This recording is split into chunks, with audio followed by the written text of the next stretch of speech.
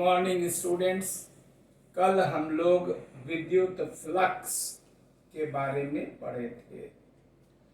विद्युत फ्लक्स के बारे में थोड़ा सा और बता दें।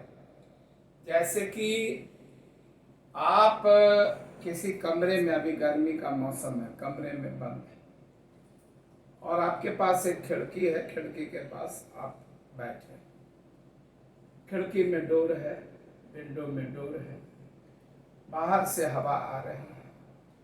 डोर को आप जितना ओपन करिएगा, एरिया जितना लीजिएगा, हवा उतना अंदर आएगी। जितना कम करिएगा, हवा उतना कम जाएगी। तो जिस तरह हवा का स्पीड एरिया पर डिपेंड करता है और दोनों के मल्टीप्लिकेशन से क्वांटिटी ऑफ एयर आप रिसीव करते हैं, वैसे ही जो इलेक्ट्रिक फील्ड लाइंस है जो किसी चार्ज के कारण प्रोड्यूस होता है, वह जब किसी सरफेस एरिया से गुजरता है तो उसका डायरेक्शन क्या है और वो कितना अमाउंट में जा रहा है, वो उसके एरिया पर डिपेंड करता है और दोनों के डॉट प्रोडक्ट को फ्लक्स करते हैं। यहाँ जैसे एयर का फ्लक्स है तो वहाँ इलेक्ट्रिक का फ्लक्स है, यही दोनों में अंतर है। अब गॉस थ्योरम क्या है? गॉस थ्योरम को गॉस लॉ भी कहते हैं। अगर कभी खुदा न खास्ते पूछ दे गॉस का नियम लिखे, नियम लिखे, गॉस का नियम लिखे और सिद्ध करे, तो प्रमेय बोले या नियम बोले, नियम नियम नियम, इसलिए यहाँ ब्रैकेट में नियम लिख दिए और सिद्ध करें। क्वेश्चन आउट सीरीज आप तो जानते ही है कि हम तो एक वर्ष पहले ही अनुमान से आपको एक बताते हैं कि यह सब क्वेश्चन अभी से ही याद करने का है, क्योंकि 2021 में जब परीक्षा होगी तो प्रश्न पत्र में यह प्रश्न दिखाई पड़ सकता है। हम कोई क्लेम नहीं करते, कोई हम सेटर मॉडरेटर तो है नहीं कि आपको कह दें कि यही यही क्वेश्चन आएगा, लेकिन एक अनुमान करते हैं और मेरा अनुमान पिछले 40 सालों से लगभग सही रहा है। तो इस वर्ष के लिए ये एक इम्पोर्टेंट क्वेश्चन है। गॉस का प्रमेय लिखें और सिद्ध करें। प्रमेय कल भी लिखे थे। किसी बंद सतह से संबद्ध कुल विद्युत फ्लक्स उसके भीतर उपस्थित कुल आवेश का 1/ε0 गुना होता है, जहाँ ε0 निर्वात की परावैद्युता है। तो मान लीजिए कि एक बंद सतह है, ऐसी बंद सतह है और यहाँ पर कोई पी बिंदु है जो कि चार्ज से r दूरी पर है। ऊपर कोई पॉइंट चार्ज है, मान लीजिए इसके अंदर कोई एक चार्ज है। आप इसके अंदर कई चार्ज भी मान सकते हैं, तो उसके लिए आपको थोड़ा लंबा करना होगा और आजकल अब शॉर्ट क्वेश्चन का ही जमाना है। पहले हम लोग इसको पढ़ाते थे तो काफी लंबा होता था, विशेष स्थिति बताते थे, कभी चार्ज को अंदर मानते थे, कभी बाहर मानते थे, कभी कई चार्ज मानते। अब उतना लिखने का कोई काम नहीं है, हम आपको बता रहे हैं, हमारा अनुभव बता रहा है। आजकल के एग्जामिनेशन में सिंपल जितना लिखिए उतना ही बिहार बोर्ड में अच्छा कीजिएगा। ज्यादा लंबा चौड़ा जाइएगा तो फिर आप फंसिएगा।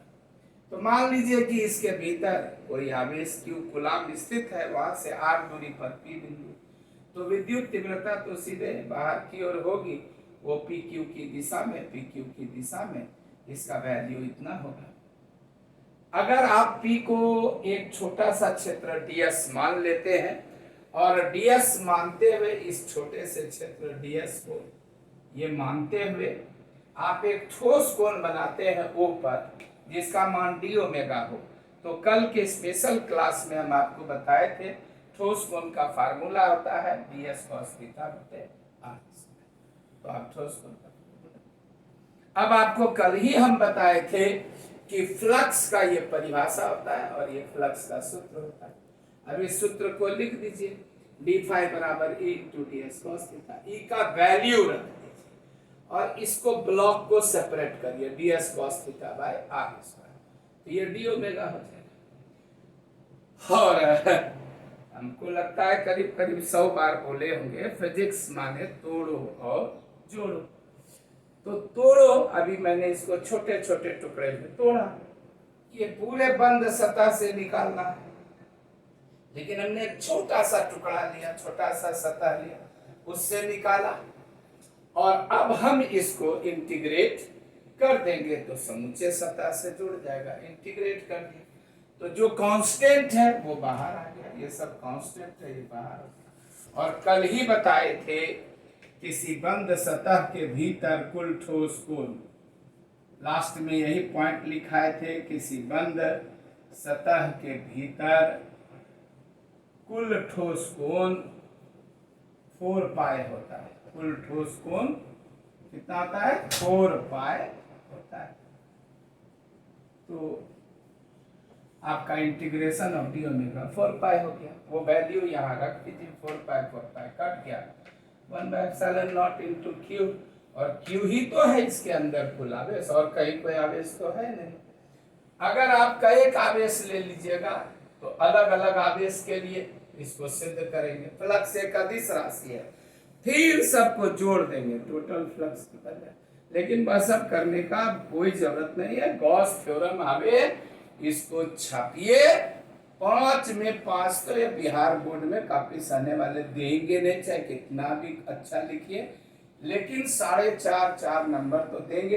वैसे आजकल 5 में 5 भी देने लगे हैं, इसलिए निश्चिंत रहिए और निश्चिंत से पढ़िए, वर्मा सर का क्लास देखिए, पढ़िए, ठीक है। और फिर मिलते हैं गॉस थ्योरम की कुछ विशेष स्थितियों से, फिर हम देखेंगे अगले क्लास में।